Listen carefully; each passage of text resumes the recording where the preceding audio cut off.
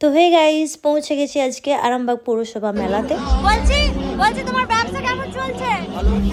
আর দোকানটা কোথায় একটু বলে দাও।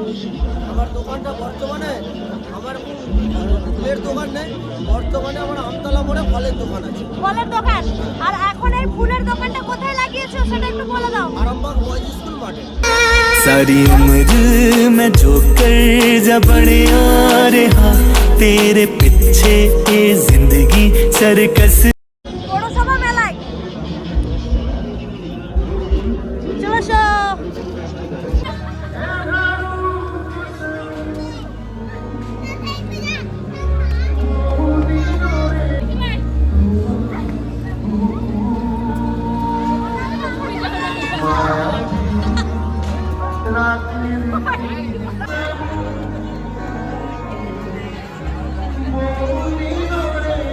তো একটু খেলাধুলা করার পর কিন্তু আমি দেখতে পেয়ে গেলাম ফ্রিতে একটা স্টল, যেখানে 6টা বল গলাতে পারলে নাম্বার পয়েন্ট করা আছে, পেয়ে যাবে একদম আকর্ষণীয় পুরস্কার।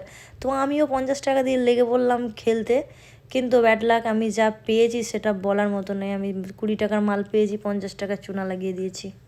তো গাইজ, প্রাইসটা আমি দেখাতে পারবো না, সেই লজ্জায় আমি কিন্তু প্রাইসটা দেখাইনি।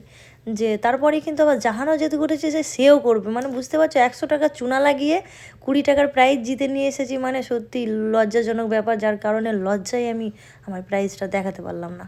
তারপরেই কিন্তু গাইজ আমরা চলে গেলাম পাঁশকুড়ার চপের দোকানে। দেখতে পাচ্ছ চপের দোকানে কিন্তু একদম ভিড় জমিয়ে দাদা দিদিরা সব দাঁড়িয়ে আছে।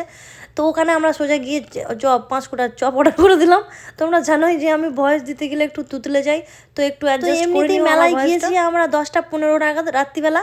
তো আবার এই ভিডিওটার টাইমিং হচ্ছে 10:30 কি 11:45 টাইম। তো এইটুকু টাইমের মধ্যেই জাহান হয়ে গেছে মানে টায়ার্ড, ও যেখানে পারছে বসে পড়ছে। তো এইদিকে কিন্তু আমাদের পাঁশকুড়ার চপ রেডি। তো এইদিকে দেখতে পাচ্ছি আমি কামড় মেরে জাহানকেও একটু খাইয়ে দিচ্ছি, যেহেতু গরম আছে, ও ধরে খেতে পারবে না।